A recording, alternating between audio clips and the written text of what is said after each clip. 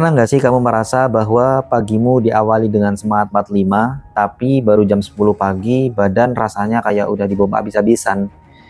Tenaga berasa seperti handphone yang lowbat nggak dicas dari pagi. Padahal mungkin kamu masih usia 20-an, 30-an, atau bahkan awal dari usia 40-an.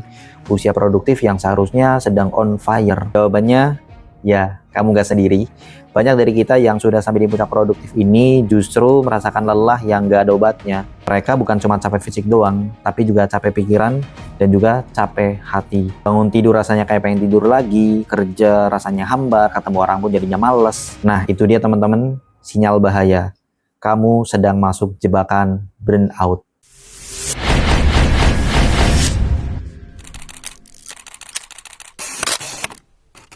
Kita hidup di era yang gas terus katanya. Harus produktif, harus ngejar goal, harus sukses secepat mungkin. Di media sosial pun banyak orang-orang yang produktif yang bekerja tanpa merasakan lelah. Akhirnya kita pun terpicu untuk menekan diri sampai melewati batas, bahkan lebih.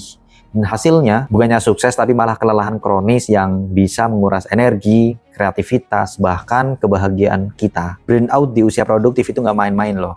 Ini bukan hanya sekedar capek biasa, tapi kondisi di mana badan kita dan pikiran kita tuh seakan-akan mengatakan, cukup, saya sudah tidak sanggup. Sekarang bayangin, kamu itu ibarat mobil super yang canggih, tapi nggak pernah diisi bensin, nggak pernah diganti oli, dan bahkan nggak pernah mendapatkan servis. Apa yang terjadi? Rusak, bahkan mogok total. Jadi hari ini saya akan mengajak kamu bukan hanya mengenali tanda-tanda burnout, tetapi saya akan bongkar cara paling efektif untuk keluar dari cengkraman kelelahan kronis ini. Dan itu bukan cuma hanya istirahat tidur, melainkan tidur yang benar-benar bisa mengisi ulang energimu. Sekarang pertanyaannya, siap atau tidak kita mengubah cara pandang dan hidupmu? Pertama, kita harus pahami dulu apa itu burnout. Burnout itu adalah kondisi kelelahan fisik, emosional, dan mental yang ekstrim.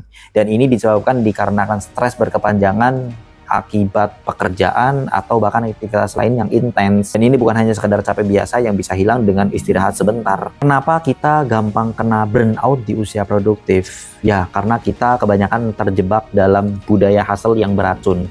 Merasa harus kerja terus-menerus sampai mengorbankan segalanya. Kebanyakan kita terjebak juga dalam perfeksionisme yang berlebihan. Merasa harus paling sempurna, takut salah, dan akhirnya overthinking. Kebanyakan kita nggak mau atau sulit untuk mengatakan tidak. Nah, itu dikarenakan kebanyakan komitmen, gak enak nolak, akhirnya numpuk beban. Yang sering dilakukan oleh kita adalah koneksi digital yang 24/7. HP di tangan terus, email masuk tengah malam, akhirnya batas antara hidup dan kerja itu menjadi kabur. Oke, sekarang kita langsung masuk aja 5 tips yang praktis dan sangat efektif untuk mengatasi burnout dan juga mengisi ulang energi kita kembali. Tips yang pertama, the less is more principle. Delegasi cerdas dan batasi komitmen. Ini bukan soal malas, tetapi soal efisiensi. Belajar untuk mendelegasikan pekerjaan jika kita memang mempunyai tim atau menolak tawaran yang bukan menjadi prioritas kita. Pada intinya adalah prioritaskan sesuatu yang memang harus diprioritaskan dan lepaskan sesuatu yang harus memang kita lepas. Jadi jangan kita berlatih untuk menjadi superhero yang harus mengerjakan semuanya sendiri. Dan tips yang kedua, terapkan digital detox yang terencana. Recharge otakmu dari paparan layar. Karena handphone itu teman sekaligus juga musuh. Coba kalian tentukan waktu-waktu untuk bebas dari gadget. Mungkin 1 jam sebelum tidur, atau saat makan, atau 1 hari penuh ketika di akhir pekan. Ini akan memberikan otakmu waktu untuk istirahat dan bebas dari bombardir informasi dan notifikasi. Coba rasakan perbedaannya, pasti otak kita akan lebih jernih. Tips yang ketiga, work-life boundaries. Tetapkan batasan antara kerja dan juga hidup. Teman-teman, jangan biarkan pekerjaan itu mengambil segalanya. Bukan jam mulai dan jam berhenti bekerja. Setelah jam kerja, ya matikan notifikasi pekerjaan, jangan buka email atau chat pekerjaan. Setelah itu, ciptakan ritual transisi dari mode kerja menuju mode santai. Entah itu dengan mengganti baju, jalan-jalan sebentar, atau bahkan mendengarkan musik. Ini krusial banget untuk menjaga mental kita. Tips yang keempat, re-engage with real life.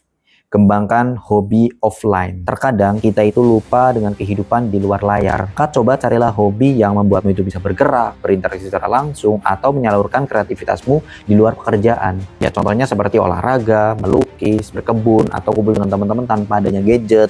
Itu adalah aktivitas fisik dan sosial yang sebenarnya bisa menjadi booster alami bagi energi kita yang sering kita abaikan. Dan tips yang terakhir, micro breaks for macro impact. Praktekkan mindfulness dan jeda singkat. Coba kamu luangkan waktu 2-5 menit untuk jeda.